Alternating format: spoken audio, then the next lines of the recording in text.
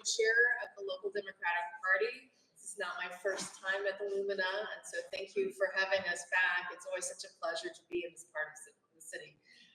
So I'd like to bring out our guests tonight, our panelists. First up, we have Danny Sauter, who's newly elected from District 3. District 3 covers some of our great historical areas of town, Fisherman's Wharf, Chinatown, North Beach, Russian Hill, really lovely. There you go. You're gonna get your spiel later. So. Okay, I'd like to also bring out Supervisor Bilal, Mahmood, who is adjacent supervisor to this district, which is District 6, covers the Tenderloin, all the way out to Coal Valley, Haight-Ashbury, Hayes Valley, and again, like some of the central parts of the city. We have school board, not trustee, commissioner, school board commissioner Parag Gupta, newly elected for a 3-year term. How many of you have school-age kids or know of people with school-age kids? Okay, so this is the guy you want to talk to. And then we also have from Supervisor Dorsey's office, Madison Tam. She's been one of his go-to people in terms of legislative aides since he took office, and we're very lucky that she's going to be here with us. And she lives in the neighborhood.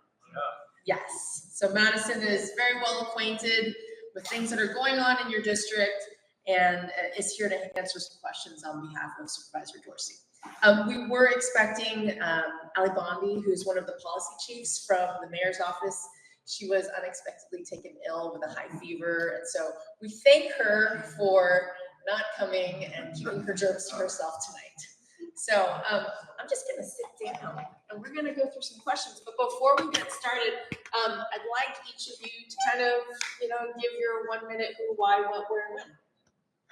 Danny. Okay. Oh, I've got your mic here. Should we choose one?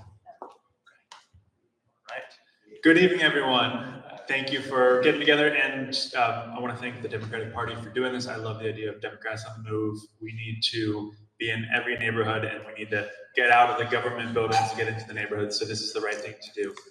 My name is Danny Sauter. I am the District 3 Supervisor as of about 4 months ago now, and loving the job. I have the honor to represent the northeast corner of San Francisco. So that's everywhere from Fisherman's Wharf to Lower Nob Hill over to Union Square, Russian Hill, Nob Hill, Chinatown, North Beach, all along the Embarcadero Financial District. So really incredible neighborhoods. But of course, some neighborhoods that have challenges at the moment as we think about our tourism recovery, downtown recovery, all the vacancies in Union Square. So we have our work cut out for ourselves, but we're really off to the races. Really enjoying being able to work with a lot of new elected officials, many here tonight. I've been a 15-year resident of San Francisco now, most of that time in District 3. My wife, daughter, and I live in North Beach. Good evening, everyone. I'm Bilal Mahmood, representing District 5. In the first 100 days, we have been focused on 3 different major issues. The first has been public safety, specifically addressing our fentanyl crisis that affects downtown, Tenderloin, where I live, but also in Tender Knob and then Nob Hill as well in District 3. And we've been working on ensuring that we're taking enforced actions on the fentanyl crisis. Second has been on good governance. We have to make government work better for the people, and we hit the ground running on making sure that the government could be purchasing the data and the services it needs, but also on making sure housing is being developed a lot better as well. We've had the fortune of Supervisor Dorsey, specifically through his aide Madison. Pretty much everything we vote on at the Board of Supervisors is from Madison Tam and the Land Use Committee. So we're very thankful that as we became new supervisors that we have Madison to keep feeding us legislation until we can get our heads together to catch up. And the last is on joy. We have to focus on activation in every neighborhood, and happy to talk about some of the things that we've been working on there, from festivals to making things easier to entertainment zones as well. So looking forward to talking more about that. Thank you. I did not intentionally put you guys next to each other, so that was inadvertent. They are different people. So it's a running joke in the DCCC because we also all ran together.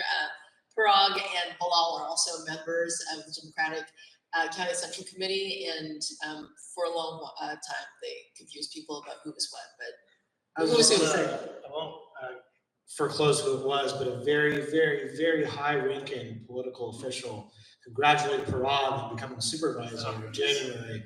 We will not say it because it will become a huge scandal.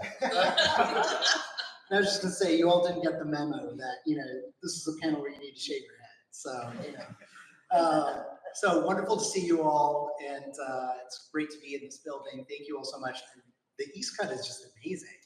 It's wonderful walking around. It's wonderful to see the families. My name is Parag Gupta. I'm a newly elected member of the school board.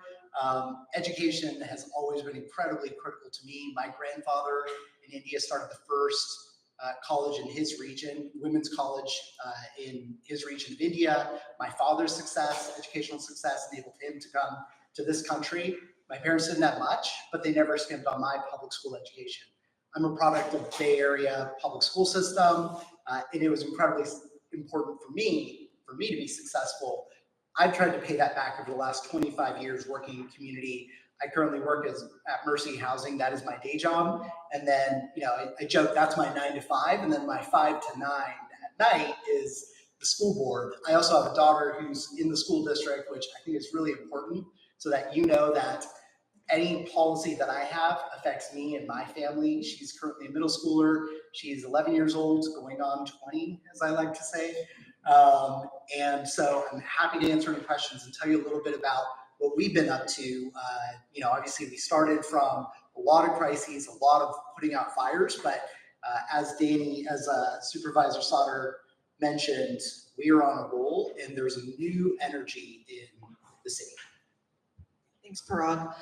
Good evening, everyone. Thanks for being here. Welcome to the East Cut. If you're a resident of this neighborhood, you know how great our neighborhood is. And if you're not a resident of this neighborhood, welcome. You should move here. It's great. So my name is Madison. I'm here representing District 6 Supervisor Matt Dorsey, who represents this neighborhood, south of Market, Mission Bay, and Treasure Island on the Board of Supervisors. He's in a bit of a different position than our panelists here. He was elected for his term, or he was first appointed by Mayor Breed and then elected to his term in 2022. So while these guys have been working on the first 100 days, we're working on the first 100 days of the second half of the first term. So the supervisor's been able to see the difference from when he was first appointed in 2022, and now we're facing many of the same challenges around drug addiction, public safety, economic development, housing. But I'm very excited. We're seeing, I think, a real culture change inside of City Hall. And I think part of that is that San Franciscans feel really optimistic about the direction our city is heading. So I'm looking forward to our conversation tonight. And again, welcome to the neighborhood. Thanks, Madison. One of the things that really strikes me is, we have supervisors and representative from supervisor's office, 3 different places in the city, but how interconnected we are. I think probably this group is interested in what kind of challenges cross the supervisor district lines, and how have you guys been working in the first 100 days to address those concerns? Well, maybe I'll start. I think we are so close to one of the examples of that, which is downtown. And of course, when we think about downtown, we think about Union Square and the financial district, but we know it goes into Yerba Buena, it goes into all of the business travel that kind of focuses around Moscone, here over to the Ferry Building. And, the cold reality of it is San Francisco cannot be healthy if our downtown is not healthy. And it's not about, prioritizing the business workers or the tourists. It's about the fact that so much of our city's budget is derived from all of that activity, from everyone staying in the hotel rooms and our hotel tax, to people shopping in Union Square or at the mall when they used to shop at the mall, sadly. All of that really matters to our city's budget. So it's not about just caring about downtown. It's about knowing that that's connected to services in the Outer Mission and in the Inner Richmond and all around San Francisco. I think we are going to learn that as we confront this budget reality and look at our budget shortfall. We've got to get downtown back up and running. And it's going to take time, but I will say that what gives me optimism is that, at least from City Hall's perspective, we now have 3 downtown supervisors, being Supervisor Mahmood, being Supervisor Dorsey, and myself, all generally, not always, but generally on the same page and working together, working across these district lines. There's an example that the mayor put forward around public safety, where downtown is really difficult because it actually, there's 3 or 4 different police districts that kind of have borders on downtown. And because of that, sometimes, sadly, when you're on that border, everyone says, oh, it's not my problem, it's the other guy's problem, or it's this district's problem. And what the mayor did is he looked at that and understood that and created a new hospitality zone downtown, which goes over these borders and which brings dedicated resources to areas like Union Square and Yerba Buena and Moscone. So I think we need more of that. I love the district model. It makes sure that we all know our neighborhoods and our constituents really well, but there also is a time for that larger citywide, district-wide thinking. I think something that Madison and both Danny alluded to a little bit is, what does collaboration mean between supervisors? And what's been missing from the Market Street corridor for some time is we didn't have supervisors between District 3, 5, and 6 that could really be on the same page on the major issue that's affecting a lot of these neighborhoods, is public safety.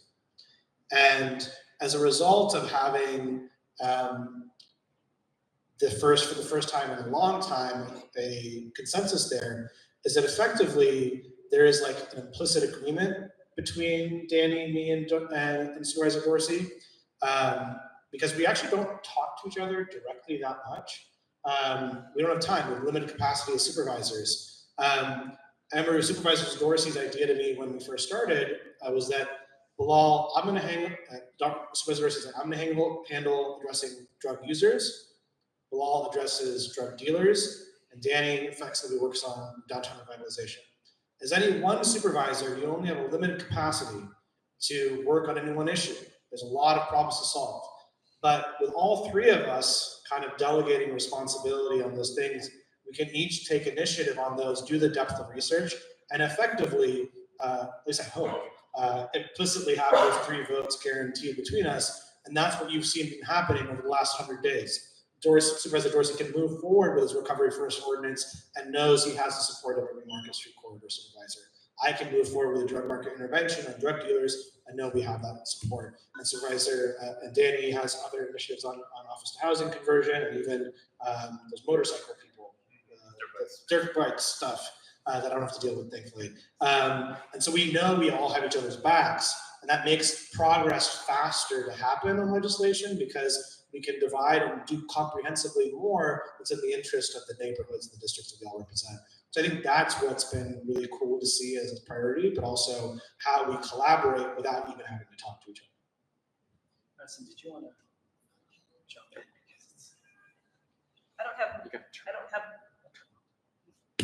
I don't have much to add that the supervisors didn't already say. I think you hear that there's really a strong sense of collaboration from the District 6, 3, and 5 offices.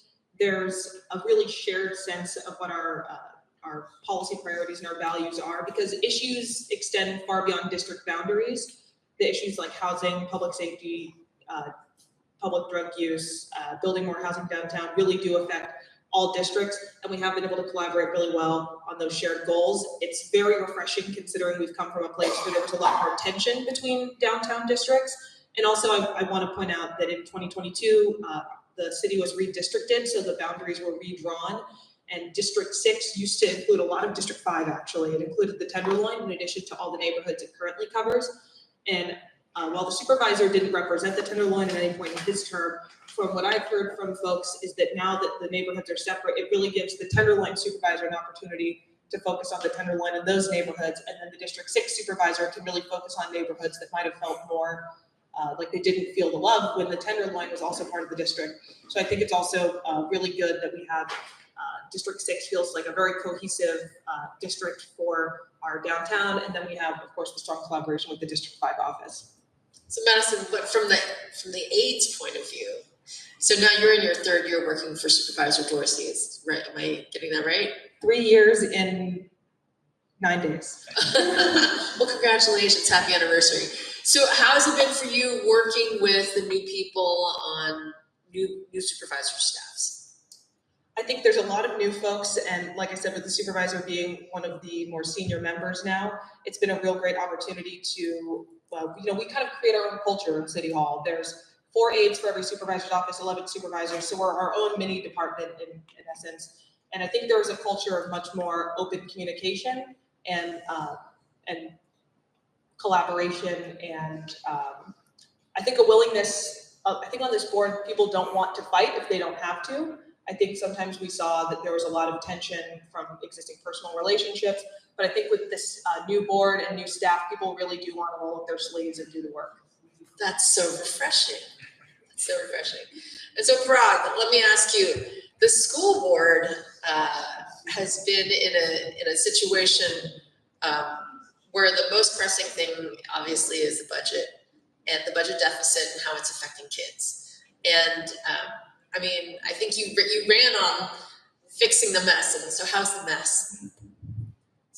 So I will just add that to everything the supervisors in Madison have been sharing, it's all interrelated, first and foremost. Everything we see from housing and public safety to families being able to send their kids to great schools and having confidence in being able to do so. And I think everything that we've seen from when our kids were in COVID, locked down. I remember my daughter was sitting at home along with 49,000 other children while the school board at that time was renaming schools instead of focusing on the mess.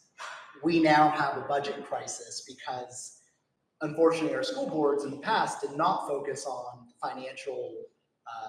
financials of the school district. And we are incredibly lucky because we're in a school district where a quarter of our funding comes from the city. Not many other school districts can say that.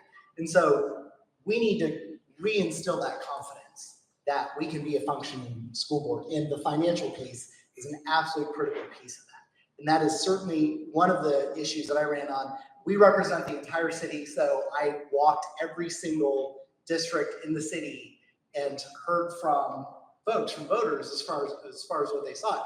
Part of that was, how do we instill that confidence?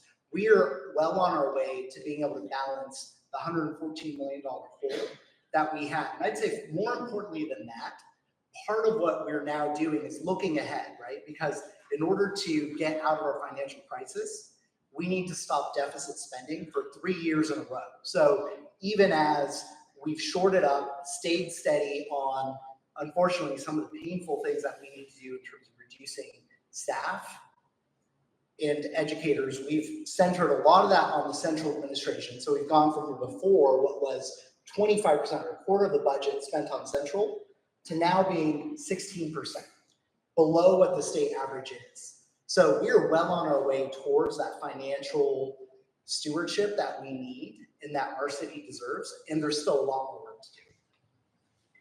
Great, thank you for making that progress. I have a kid in public school also, a second one is gonna start public school next fall. And so we want San Francisco to have great public schools, and there's a new school that's opening up on the horizon in Mission Bay. Do you want to talk a little bit about that?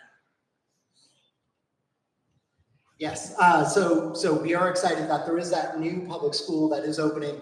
We recognize that there is a burgeoning population in the Southeast. In fact, if we look at what's happening in the Southeast, in this area, there are all these new families. I mean, I saw just even walking over here, a tremendous number of families that were walking with their kids. We want to make sure that wherever you are in the city, we are balancing. And I'd say one of the other things that we're focused on is reforming the enrollment system, because so many families, and when I was enrolling my daughter in her school, so many other families that I knew, when they got to a certain point, they said, well, I can't handle this enrollment system. I don't know where my child is going to go to school. Are they going to go to school in the neighborhood that I live?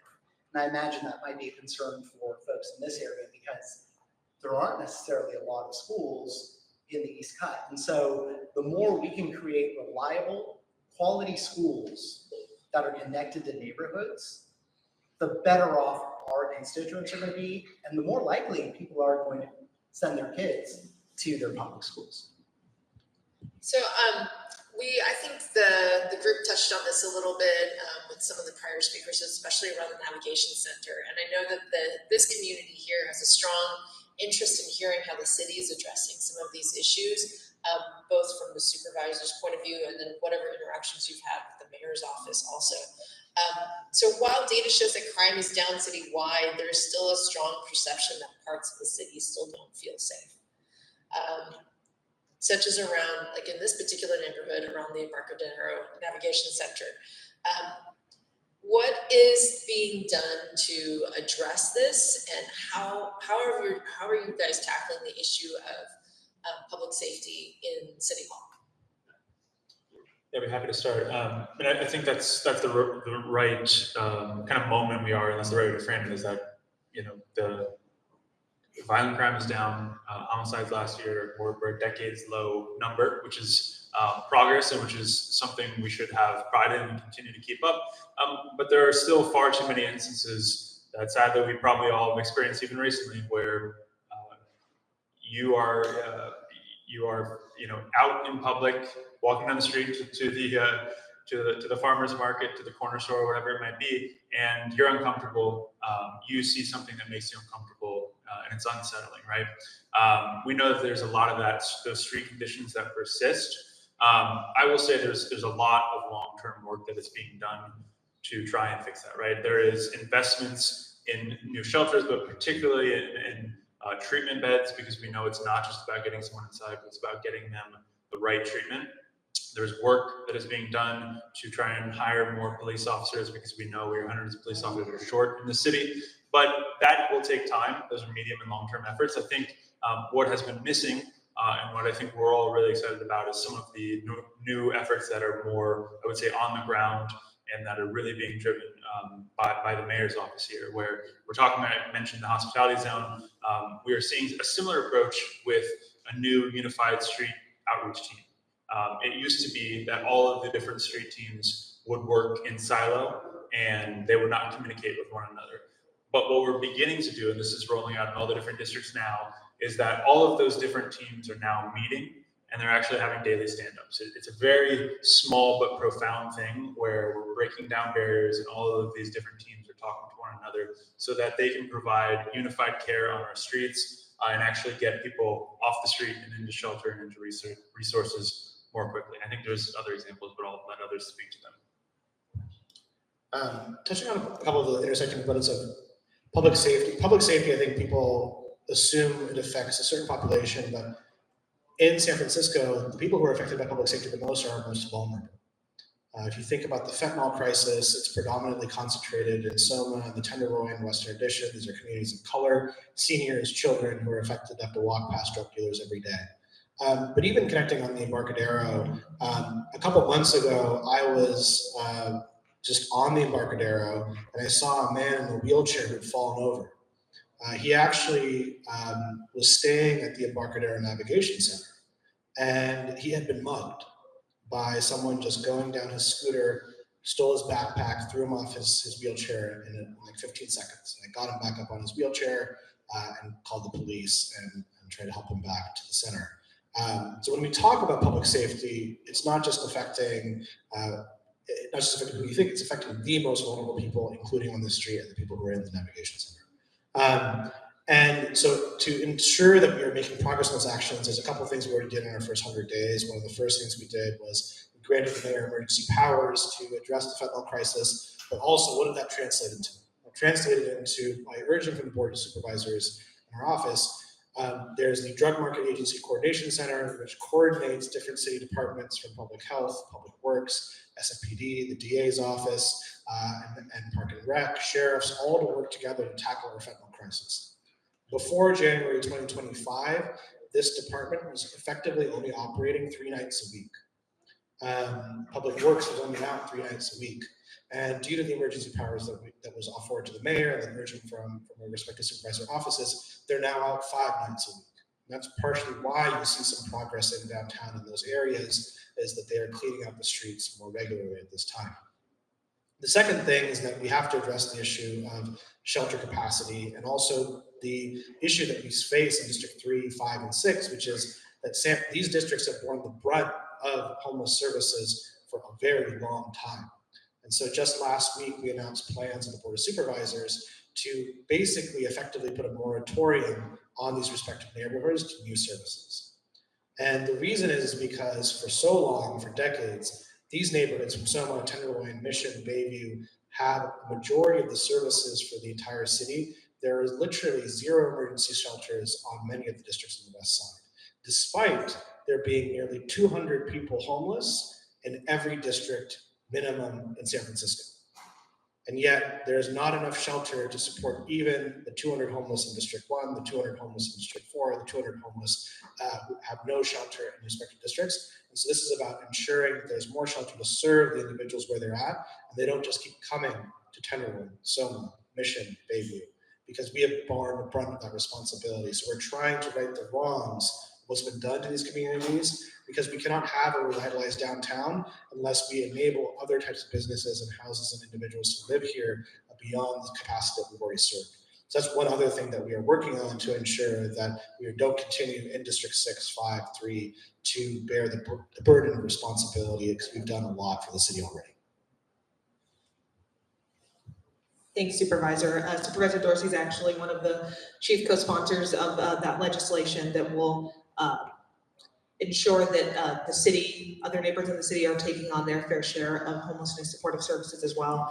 Supervisor Dorsey has come and spoken many times. I'm sure many of you have been there and talked about some of his efforts on police staffing. So currently the police department is about 500 officers short of where it should be. The supervisor had a ballot measure that narrowly failed that would have incentivized the cops that are currently eligible for retirement to stay a little bit longer while we beef up our recruiting.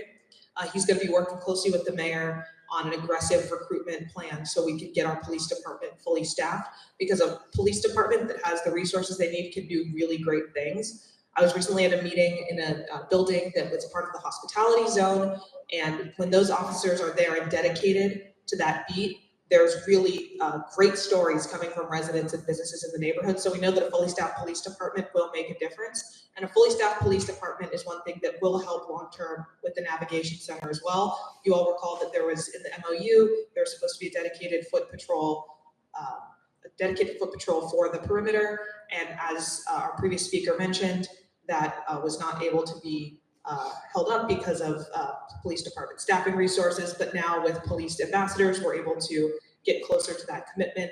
So a fully staffed police department is going to help make a difference on both the small things like the neighborhood conditions with the navigation center, and big picture things like how our city attracts conventions and tourism.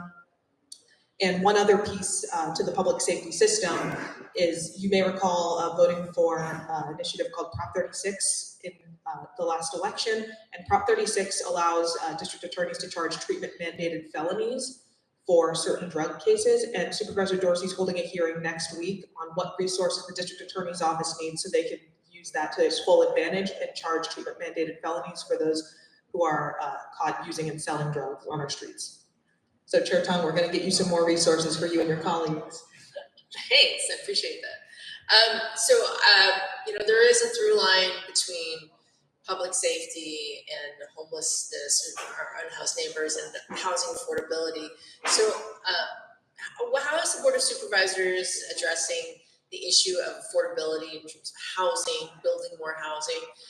I think many of you may remember some of the news coverage over a valet parking lot over near Market Street that was being used for Nordstrom. They were planning a big development there, and that was vetoed by the Board of Supervisors. So what kind of changes in this first 100 days have you noticed around housing and increasing housing in San Francisco? I'm going to give one very big example and then one very small specific example. First is probably something that you're aware of or becoming aware of, which is that the city, by mandate, the state is going through a rezoning plan. Now, this is not necessarily going to affect these eastern, southeastern neighborhoods. Reason being, you've already done a lot of that. I mean, look around us here. You've been building housing here, and it's beautiful. The neighborhood is amazing because of it. This is more so going to be focused on the west side. It's also going to be touching in part parts of District 3 along Polk Street, along Van Ness. And so to that effect, my office has been working with the planning department to look within that zone to understand where it makes sense to add housing, particularly along transit corridors, particularly along areas as you go towards Fisherman's Wharf, where there's really large spaces that are vacant, that used to be retail, that are parking lots that probably would be a lot better served to be housing. So we've been working on that. That is a long-term effort. It's a rezoning of the entire city. That's going to take time.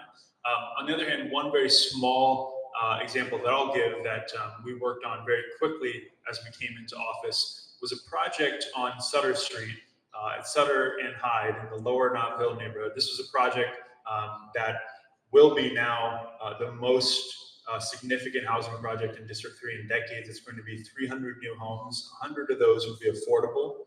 And this project was about to die because of a very specific, obscure regulation and code, which had to do with the water treatment within the particular apartment. And it's a really well-meaning code, but it was this environmental code that was going to make it so this particular building with 300 new homes was not going to actually be able to be built because of the financing, because it was tied up with all these state grants, very complex situation.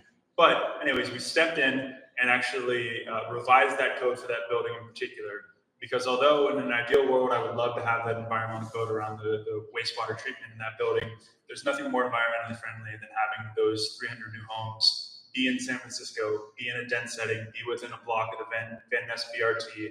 That is environmentalism to me. And that was an example where, again, on a very specific project, we were able to take action.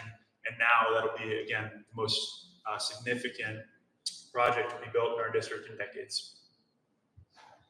So a couple of things. One, so the issue of the Nordstrom parking lot, thankfully, due to legislative action from State Assemblyman Haley and State Senator Scott Wiener, that type of blockage from the Board of Supervisors can't happen again. So, but still, we're not seeing any housing being built predominantly across the city. And so one of the primary things that we're doing now at the Board of Supervisors, we're really looking into permitting reform, both at the mayor's office and the Board of Supervisors. Because if you assess it, we are the slowest city to build housing in the entire state of California.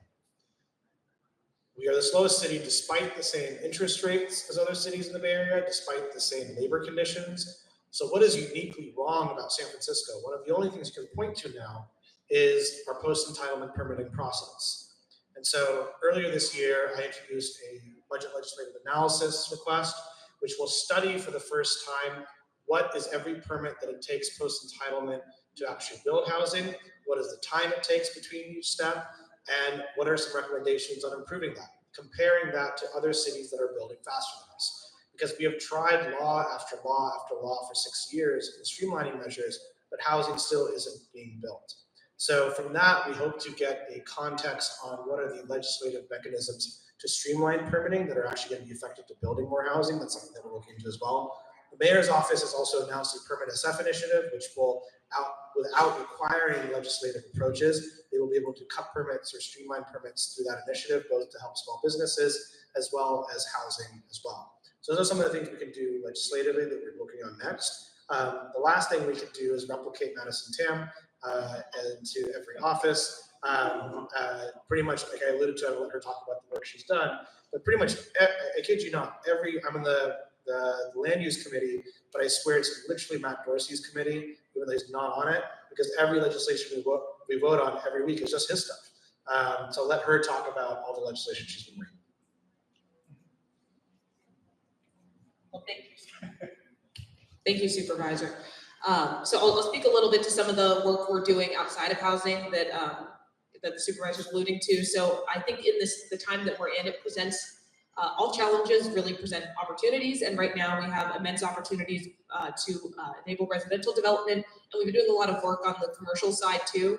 So District 6 is probably the most complicated district for zoning and for understanding what is allowed. So the work that we've been doing for the last 3 years is really opening the hood and saying, if you're a business owner, how can we make it easier for you to put your bar, there's a lot of really exciting new things happening in Yerba Buena, like a electronic dart place. Someone wants to do indoor Topgolf style entertainment. So we've really been looking at what in the code is preventing that, and how can the city start being city that says yes instead of saying no. And we've been opening up the hood on all of these really, I think, outdated zoning regulations that have prevented our neighborhoods from really having the thriving mixed uses that we all want to see. On housing, I think there's two things that Supervisor Dorsey and Supervisor Sauter and Mahmood and many people on the board are very aligned on is one, the cost of failure is too high. We have to zone for the capacity to build 82,000 new units of housing citywide. And if we don't do that, we risk losing funding, state funding for housing and transit, and loss of local control of land use decisions. So this is very real. We do have to zone for that capacity. We understand the consequence if we don't do that. And we have broad alignment on the things that we can control. With the federal government, we never know what is going to happen with interest rates and tariffs and the cost of materials. So there's a lot of things that are out of our control that contribute to the high cost of housing. But what we can do locally, we have broad alignment on.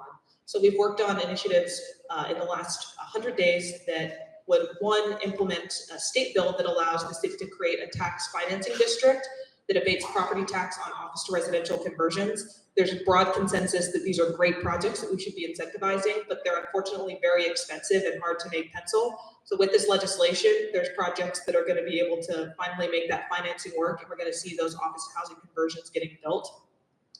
And previously, we worked on legislation that reduced our affordable housing requirements because we weren't getting anything built at that percentage. So instead of getting 20% of zero, we adjusted those numbers and the fees so we could start getting things to a place of better feasibility. And I think, like I've said, like one of the themes of this panel is that there really is, I think, broad consensus and a feeling of rolling up our sleeves and getting the work done on the issues that we know we need to make progress on. So Parag, there's one of the reasons we want to have abundant housing and is so that we have our first responders or nurses or teachers staying in San Francisco and being part of our community even after hours. What about teacher housing for San Francisco Unified? It's a great question. So we do have, for those who follow teacher housing, we do have Shirley Chisholm that was developed recently on the west side. Unfortunately, it took way too long to build. I believe it took somewhere between 10 to 12 years, depending on where you start from, in order to build that. And often what's compared to that is when you look at Pacifica, they were able to do teacher housing in a much, much shorter time. So I think that supports what Supervisor Mahmood was saying in terms of how long it takes to build in San Francisco itself and how to cut through that. There is plentiful opportunity for SFUSD to be able to build housing. We are one of the largest landowners in San Francisco.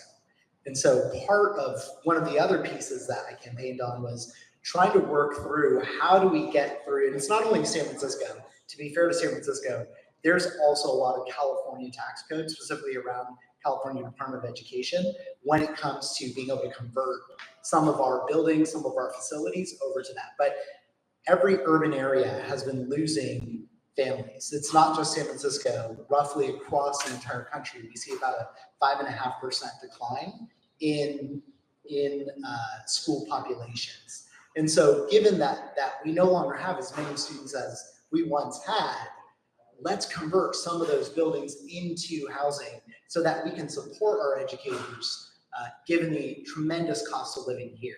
Let's transition that into more housing, even for some of the residents that have their kids in SFUSD. McKinney-Vento allows us to be able to do such things. And I know, again, speaking from my day job at Mercy Housing, we've done such things in places like Oregon. So there's no reason that we cannot do that here in San Francisco. So this next question is a little bit forward-looking, and it looks a little bit back. So over the last 5-10 years, San Francisco has had a little bit of an image problem. We've lost a lot of our downtown core because of COVID. There's been a lot made in the news about how people don't feel safe in San Francisco.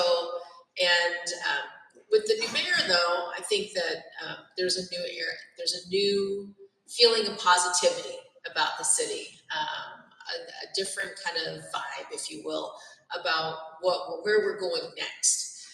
People are very future looking. And so if you were to remake San Francisco's image, what would you want to focus on first? Make it Las Vegas. in a casino. That draws people like to gamble, they come in. I'm not gonna start a casino probably, but I think one of the things I think to changing San Francisco's image, I think about working on the basics again, and making sure people feel safe and that our neighbors feel that they can be housed and that people feel like they can take their kids to school. I think for so long, a lot of what people associate with San Francisco politics is that we're going to focus on idiosyncratic issues that don't affect their daily quality of life. Parag alluded to that the school board was renaming schools rather than focusing on reopening schools. We've had supervisors in the past who focus on defunding the police. When you keep talking about defunding the police, you in turn send a message to criminals saying that we don't take crime seriously in San Francisco.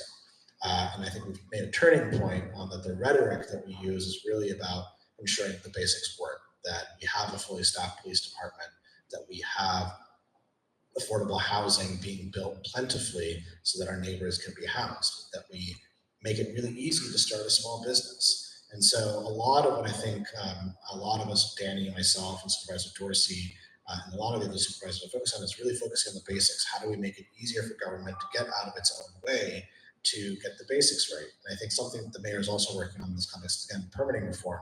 And I'll just close with one example of this. I was talking to a business in Lower Haight, which is, it's their first store in the United States. He had started his previous store in Netherlands. And he told me how in the Netherlands, it took him about 3 months and 1 permit to open his small business. Here it took a year and like 30 permits. And so if we make it so hard for a small business to operate, you can imagine all the other things that it's made it really hard to do. We just passed an ordinance in the Board of Supervisors that I introduced, which made it previously it was nearly impossible for city departments to purchase the software services that you take for granted. The library couldn't offer a Bloomberg terminal for free to residents who come there, and instead had to provide paper binders of the information because we made it so hard to buy software. We wrote an ordinance and it passed unanimously to cut those bureaucratic hurdles. So now our city departments can buy software that we need. So those are just a couple of different examples of the things we need to change, just focusing on the basics, because unless we do that, we're not going to win this national argument of what it means to be a democratic city unless we can get the basics right. Yeah, building on that, I think we all love San Francisco. We wouldn't be here if we didn't. But we also wouldn't be in this room if we didn't feel that it could be a lot better and that there's work to be done. And I think that's where all of us in this room are. I think I speak for many of you probably had the same experience too, where you've gotten pretty sick and tired the last couple of years of people beating up on San Francisco and people asking you about San Francisco and are you okay, what's going on there, all that. We're tired of that.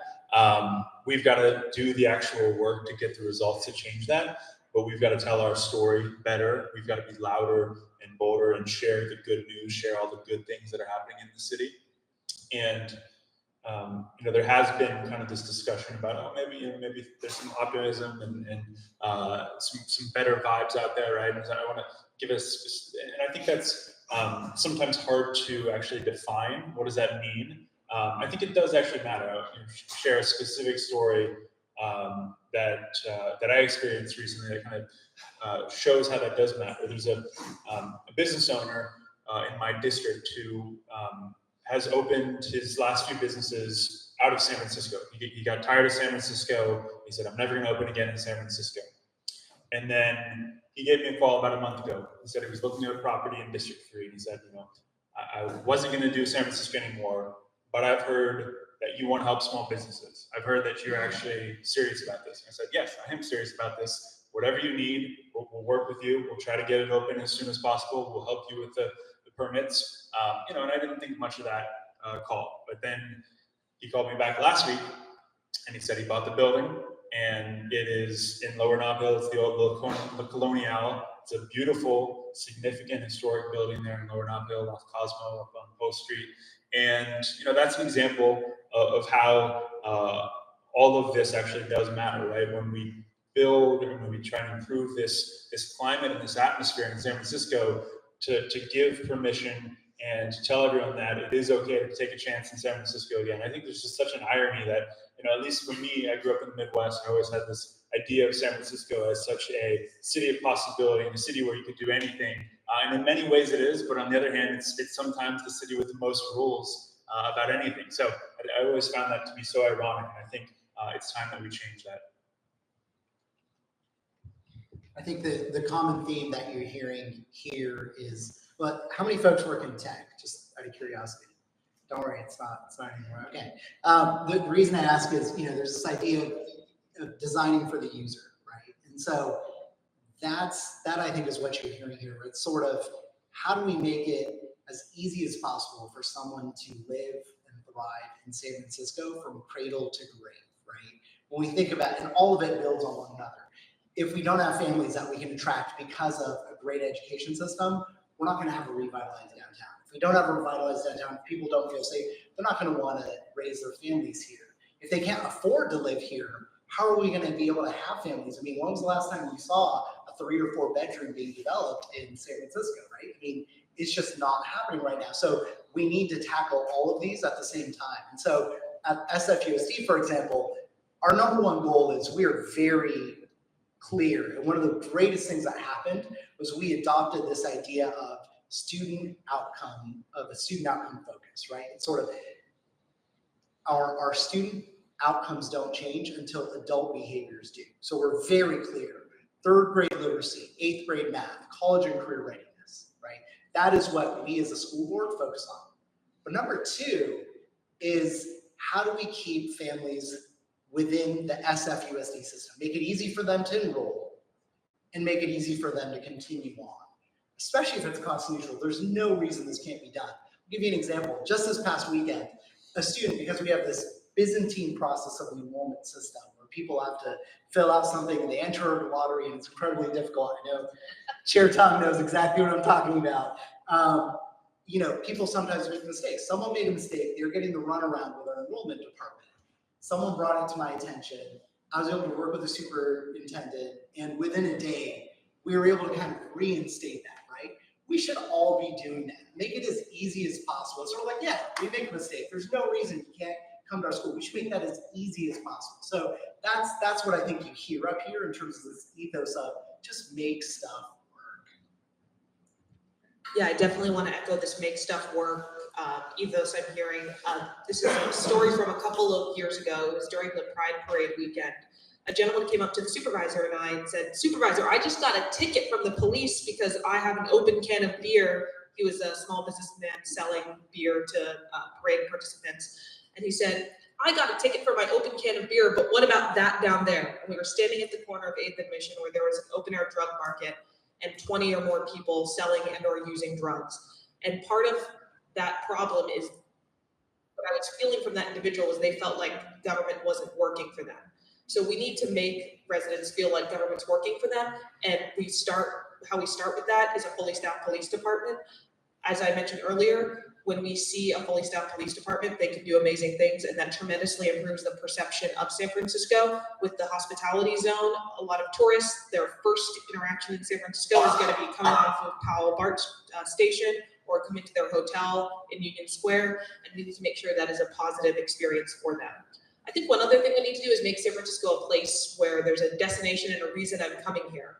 A few initiatives that we're very excited about. There's actually an initiative at the state level. You may have heard this in previous years. This is a modified version, but there is some legislation right now that would extend California's alcohol sales to 4 a.m. in certain areas and under certain circumstances, so not everywhere. But when we look at globally, we're at a disadvantage, even domestically, we're at a disadvantage compared to cities like New York, where there is that more thriving nightlife scene.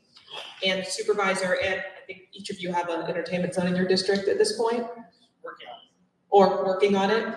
So these new creative approaches like entertainment zones to really give people a reason to come downtown or to come to these neighborhoods. Because something we've seen when we're talking about downtown recovery is people do want to come downtown when they have a reason to. So I think it's important that we're investing in things like nightlife and arts and entertainment and culture and the things that really do bring people here so they can have that experience and we can help shed some of that image problem. So Vegas light. Maybe. Not quite a casino. I think we're at time for our panel. My wish for San Francisco is that more people see it like I do. It's a city that's beautiful. It's got its challenges, but it's welcoming to everyone. And I just want everybody to fall in love with San Francisco the way that I know each of you have, that many of you do, and really work to make the problems that we have here not insurmountable and really be solution oriented rather than just critical. So this is our last on the move for the San Francisco Democratic Party. This is our last event in the South of Market district, although we will be back sometime. But I encourage you to come and explore different neighborhoods with the San Francisco Democratic Party. We'll be in the Portola at Miss Valley next month for our meeting, and along with other educational programs and voter registration programs. I encourage all of you to get involved with your community and with the Democratic Party. And thank you so much for hosting us tonight.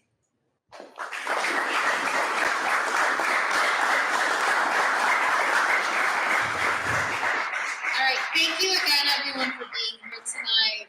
Chris, again, we will follow up with everyone. If you didn't email, just find Chris or I, and we can grab your email to get the contact info of any of our speakers in their offices for any questions or additional comments that you want to share to advocate for our high density neighborhoods.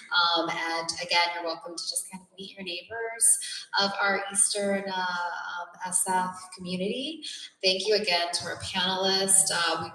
This is our first time with Aide SF in the neighborhood, bringing in district supervisors from other neighborhoods, because the reality is our shared borders with District 5 and District 3 have the same type of challenges and opportunities, and we're all working to really make San Francisco and the eastern side of San Francisco thrive. And I think when we come together, hopefully in November for the return of the bridge lights, we will hopefully have more positive progress to share with everyone and follow up. So thank you.